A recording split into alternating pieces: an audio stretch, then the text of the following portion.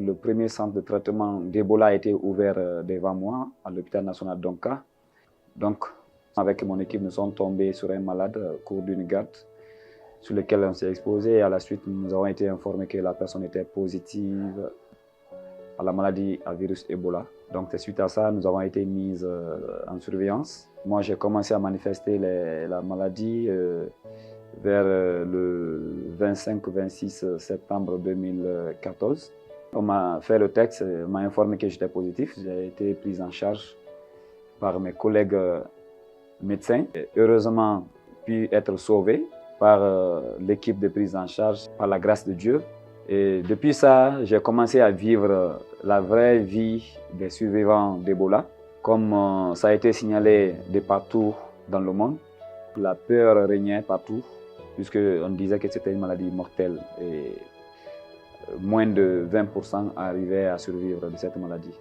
Ça a été une chance pour moi, puisque d'abord tout le personnel m'a apprécié. J'ai beaucoup contribué pendant que j'étais malade dans le centre à sauver des vies en tant que malade même dans l'isoloir là-bas. Et donc je me suis lancé avec mes collègues qui étaient déjà guéris avant moi. On avait créé l'association même des personnes guéries et affectées d'Ebola en Guinée. Donc j'étais membre du bureau. On a découvert que parmi nous certains, chacun avait sa manière de vie, puisque beaucoup étaient rejetés, beaucoup souffraient. Moi-même, dans le service où je travaillais, beaucoup m'évitaient. Donc, même dans le quartier, c'était la même chose. Donc, parmi nous, chacun avait quand même sa forme de stigmatisation. Donc, c'est sur ça on a commencé à se battre pour commencer à voir quels sont ceux qui avaient des états plus graves de stigmatisation pour qu'on puisse les assister, puisque nous, on arrivait quand même à surmonter. Il y avait l'encouragement qui était là. Donc, il y a certains projets aussi qui assistaient par rapport à la nourriture, d'autres donnaient de l'argent aux gens pour qu'ils puissent arriver à résoudre leurs besoins. Parce qu'il y a beaucoup qui avaient perdu aussi leur emploi. CNLE donc, m'a pris comme formateur national pour Ebola. Donc, nous avons formé des centaines de personnes de toutes les préfectures de la Guinée au centre de formation militaire, école militaire de Mania. Mais la meilleure réalisation que moi j'ai appréciée pendant la lutte, c'est la mise en place de ces CTP. Depuis le 22 août 2016, je suis venu à Forêt-Caria ici comme agent de CTP et j'ai été retenu là. Je suis resté comme médecin-chef jusqu'au jour d'aujourd'hui. Depuis là, on a eu autre épidémie de Lassa. Il y a beaucoup d'épidémies que j'ai gérées ici. Et il y a des maladies à potentiel épidémique que je reçois avec mon équipe. On a continué à gérer beaucoup de cas ici. On a géré plus de 250 cas de Covid-19 ici. Et nous avons eu des cas suspects de fièvre hémorragique virale, puisque ces maladies se ressemblent, Ebola, Marburg, Lassa et autres, c'est des mêmes présentations cliniques. Donc dès qu'on a des cas suspects là, nous on prend ces cas-là comme des cas de fièvre hémorragique virale. On les isole, on prélève les échantillons, on envoie à Conakry pour l'analyse. Donc dès que c'est négatif, nous continuons à investiguer par rapport à d'autres épidémies. Aujourd'hui, on ne le souhaite pas, mais au cas où cela arrive, mon district sanitaire Forêt-Caria, c'est un district qui est prêt à identifier très tôt les cas, à les prendre en charge et à faire ce qu'il faut. Nous sommes en train de se préparer pour lancer nos commandes par rapport aux médicaments de la rougeole, par exemple. Et le traitement, leur suivi, ça se fait gratuitement, les malades ne payent rien. Dès qu'ils sont suspectés de maladies à potentiel épidémique, ils sont pris en charge gratuitement jusqu'à leur guérison. Au minimum 150 à 200 cas de rougeole que nous gérons ici. Donc ça c'est chaque année. Donc commencé en 2017 jusqu'à aujourd'hui. On reçoit aussi les cas suspects de fièvre jaune. Dès qu'un malade qui a les yeux qui sont de coloration jaune et que le corps est chaud, il l'envoie ici. C'est à nous de l'évaluer pour le prélever, savoir est-ce que c'est la fièvre jaune ou bien c'est l'hépatite ou autre cause. On a géré aussi des cas de paralysie flash aiguë, c'est-à-dire les cas suspects de polio. Et à part aussi ces cas, il y a les cas de fièvre hémorragique virale que nous recevons aussi.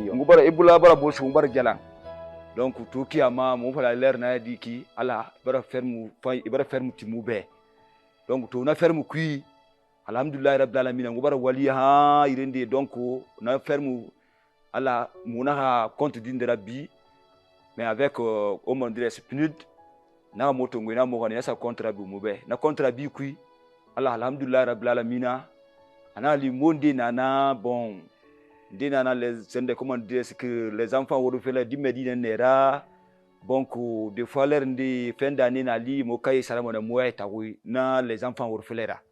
Allah gege ngo bénéficier maintenant kui ngo boronde na na village nan kui donc mune mali mané yi ferme ha programme ku allo guiné na ndé na moyama donc yi ferme na ne nan ndé na dowi mais to ngo na ndé kito Allah to ngo na activité plein Allah yi grippe aviaire barafa après moli ngo na activité plein donc moi to bin barafa donc ngo na to na ndé kito vraiment moi yo muna moyi fa comme on a fait une journée canrefa donc on a fait un gar fatigue mouira bi ma jere ma difa tomuna UNICEF na ba mo be nguya munu ma birin faire dépasser moi les enfants orphelins nana UNICEF ne assistance bébé na ba ne be donc al mo fa fatan l'air na ma UNICEF brane mo fora parce que dimme na mouira mo la mo na soutenir les enfants orphelins là ne ka ga tigi faire munana les femmes veuves ne ka ga tigi faire munana.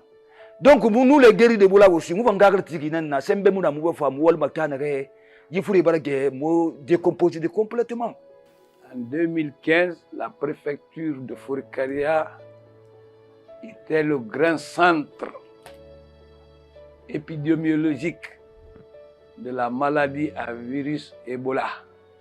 Il nous a été révélé que c'est une maladie qui n'a pas de soins, de traitement, de médicaments. Donc les gens ont analysé que c'était inutile d'aller à l'hôpital. Après, le comité de pilotage a quitté Conakry pour venir renforcer la sensibilisation. Mais les gens avaient peur parce que ceux qui partaient à l'hôpital, certains mouraient, ne sachant rien. Donc la population avait peur en fin de compte. Personne ne se dirigeait à l'hôpital. Et la maladie ne faisait que s'accentuer. Il a fallu l'implication de la société civile, en l'occurrence les leaders religieux, que ce soit chrétiens ou musulmans. Parce que les musulmans, eux, ils prient, ils se réunissent 5 fois par jour. Donc on a jugé nécessaire de les impliquer pour pouvoir sensibiliser la population. C'est ainsi qu'on a commencé à toucher dans les mosquées, prêcher, sensibiliser à travers les cérémonies de mariage, de baptême, les cérémonies religieuses de lecture. Partout où on était maintenant, les religieux s'impliquaient. On faisait la sensibilisation de se rendre à l'hôpital pour des soins. Les gens ont commencé à comprendre petit à petit. C'est ainsi qu'on a même formulé des sermons de vendredi. Tous les vendredis, maintenant, on prêchait ça dans les mosquées pour que les gens aient l'esprit tranquille. Même dans les églises, les dimanches, les chrétiens aussi sensibilisaient leurs fidèles pour ça. La contribution du centre de recherche en général a été en tout premier lieu d'être déployé sur le terrain. Dès l'annonce des premiers cas, nous nous sommes rendus et qu'il fallait non seulement informer, sensibiliser, mais à l'époque où on ne détenait pas toutes les informations pouvant nous permettre d'informer largement et de sensibiliser les populations, même nous, acteurs de santé. Donc, nos informations étaient par séquence. Il fallait mettre en place une équipe communautaire, disons, composée non seulement de nous, agents de santé, mais aussi de la communauté. De ce côté, avec les personnes qu'on appelait les champions, les leaders communautaires, qui à l'époque n'étaient pas valorisés, qu'il faille informer la population et solliciter leur collaboration afin que la personne puisse être identifiée et aussitôt conduite à l'isolement pour enfin pousser l'investigation. Puisqu'on n'avait même pas les paramètres de 21 jours de suivi. Non. On n'avait pas, même tous les éléments cliniques, nous n'avions pas de connaissances à l'époque pour pouvoir bien communiquer sur la maladie. Puis on était un peu préparé. Disons que l'information était partout. Donc cette phase nous a trouvé qu'on avait organisé les communautés en des groupements de suivi. D'abord.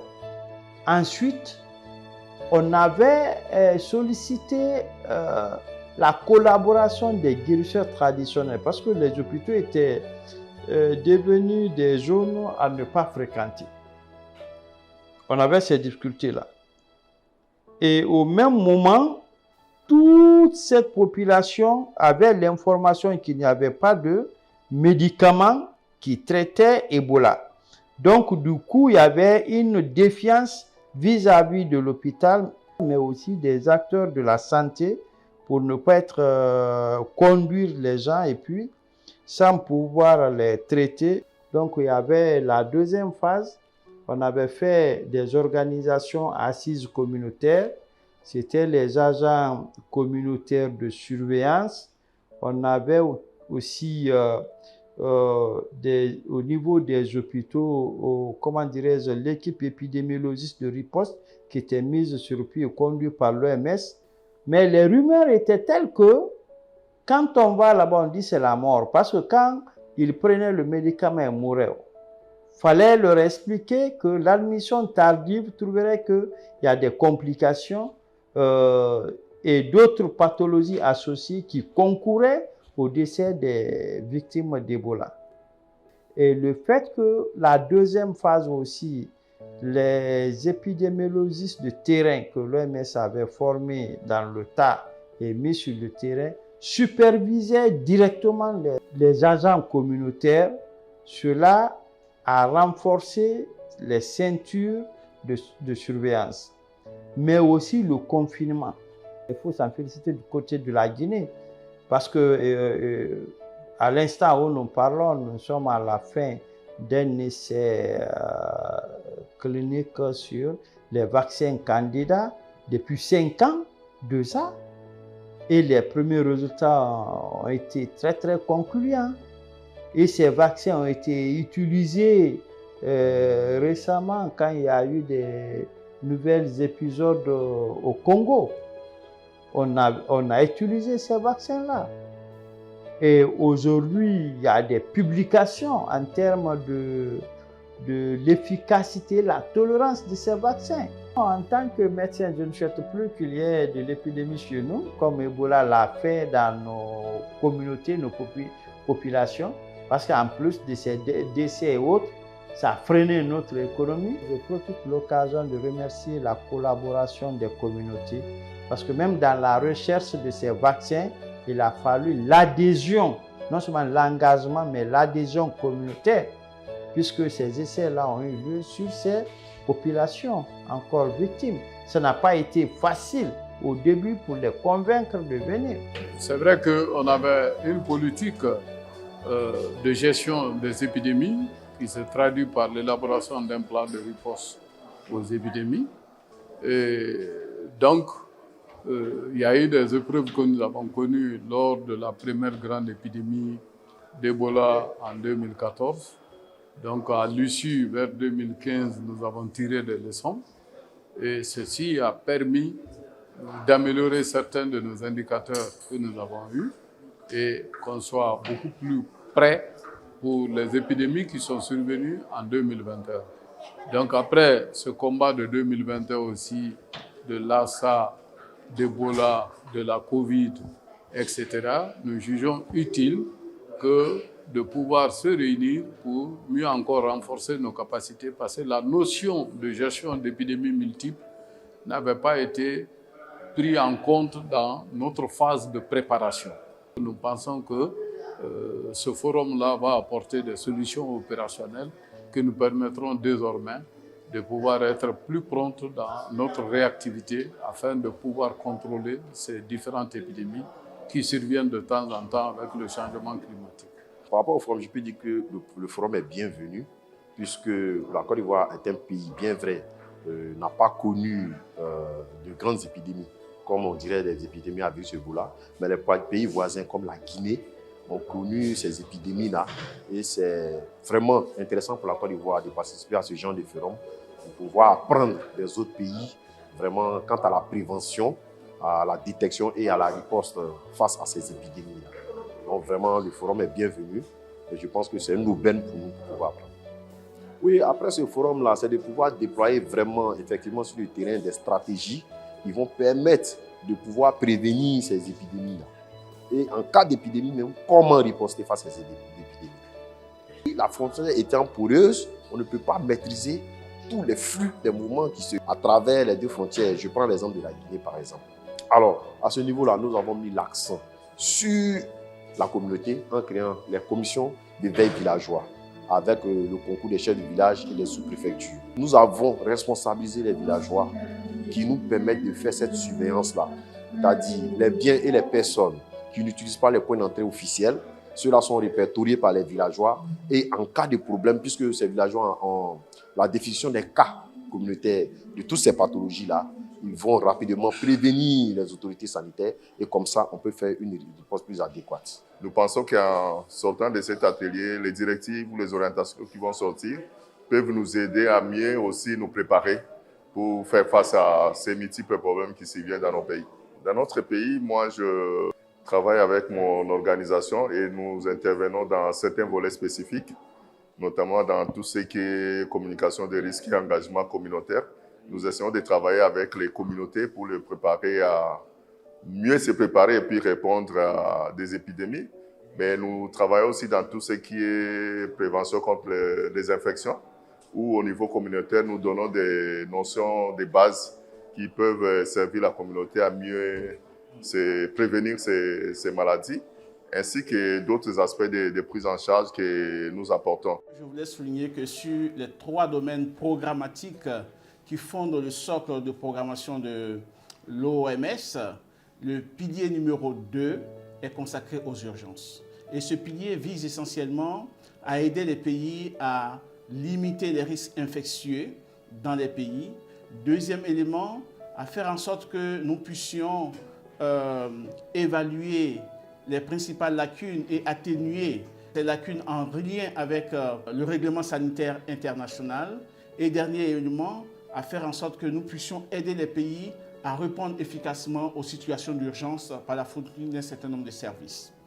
L'OMS s'engage à faire en sorte que nous puissions apporter notre appui pour mettre en œuvre les différentes recommandations qui ont été arrêtées au cours de ce forum des épidémies afin que le pays soit mieux protégé.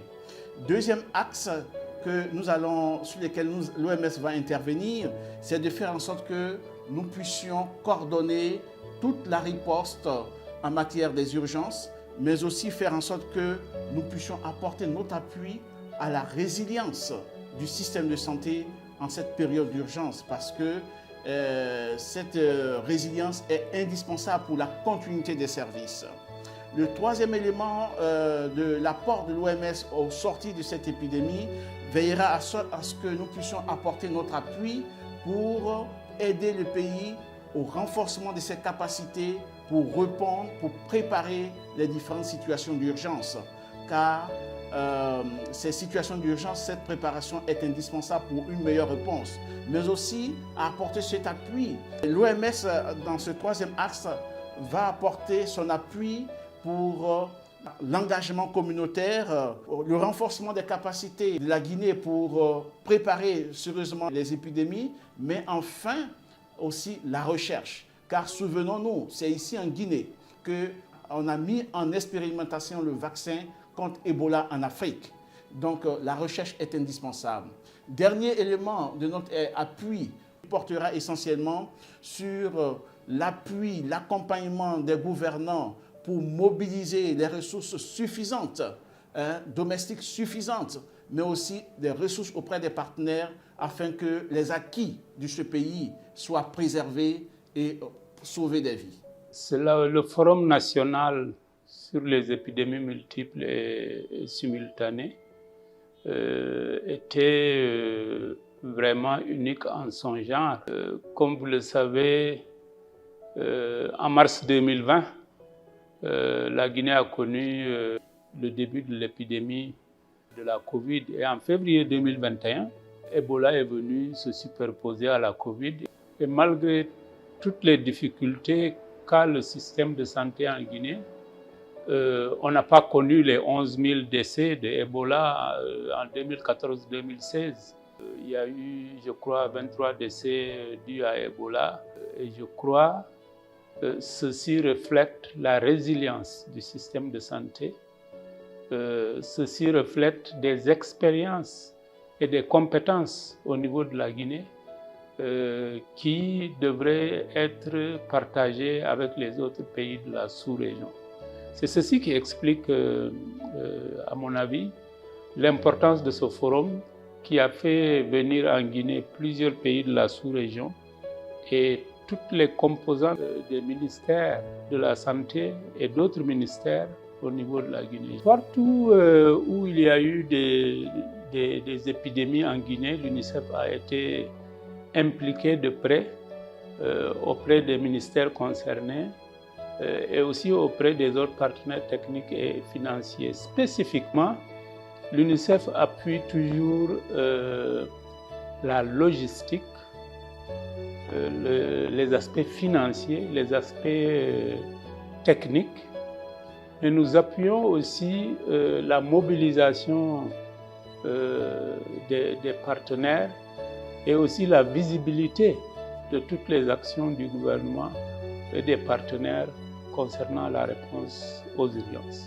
Effectivement, au terme du forum, il y a eu ce qu'on appelle la déclaration de Conakry et il y a eu aussi une feuille de route. L'UNICEF doit supporter la mise en œuvre des recommandations en fournissant l'appui technique et financier nécessaire, mais aussi en supportant le gouvernement pour qu'il y ait une meilleure coordination entre les ministères. Excellences, Monsieur le Président, Excellences, Monsieur le Premier ministre, Excellences, Monsieur le ministre de la Santé et de l'Hygiène publique, honorables invités, permettez-moi avant tout de remercier le gouvernement de la République de Guinée d'avoir pris l'initiative d'organiser ce forum sur le sujet crucial des épidémies multiples et simultanées, autrement appelées multidémies. Mes sincères remerciements vont également à tous les partenaires qui soutiennent les efforts importants de la Guinée et qui sont présents à ce forum. Ces multidémies sont malheureusement une réalité aujourd'hui dans de nombreux pays. Alors que l'épidémie d'Ebola frappait la Guinée en 2021, le pays était également confronté à la fièvre jaune, à la fièvre de Lassa, à la fièvre de Marbourg, à la polio, à la rougeole et à la Covid-19. C'est pourquoi le forum qui débute ses travaux aujourd'hui est d'une importance capitale. L'UNICEF est fortement engagé dans la lutte contre les épidémies multiples et simultanées qui affectent la santé des enfants, des communautés, et aussi fragilisent les systèmes de santé. Il nous apparaît urgent de changer de paradigme et nous souhaitons donc proposer 4 aspects importants à prendre en considération. Tout d'abord, la lutte contre les multidémies doit mettre l'accent sur la prévention afin de réduire le nombre de flambées épidémiques et de les contrôler une fois qu'elles sont déclarées. Lors d'une épidémie, des ressources importantes sont consacrées au traitement des personnes malades et à la réduction de la mortalité, et ceci est bien sûr crucial. Mais cela ne suffit pas. Il faut faire davantage pour la prévention et investir dans des interventions peu coûteuses et qui ont fait leurs preuves, en particulier la vaccination de routine. Une telle approche devra mobiliser, au-delà de la santé, les ministères responsables de la planification, de la décentralisation, du budget, des finances, de l'eau et de l'assainissement. Deuxièmement, notre gestion des épidémies doit passer d'une approche spécifique à chaque maladie à une vision et une réponse qui renforcent les systèmes de santé nationaux et sous-nationaux, y compris dans leur rôle de coordination des efforts des uns et des autres. Trop souvent, les acteurs avancent en ordre dispersé dans la réponse aux épidémies multiples, chacun mettant l'accent sur telle ou telle épidémie. La Guinée et les autres pays de la région ont une solide expérience dans le domaine de la coordination des partenaires techniques et financiers pour mettre les ressources en commun et optimiser les investissements.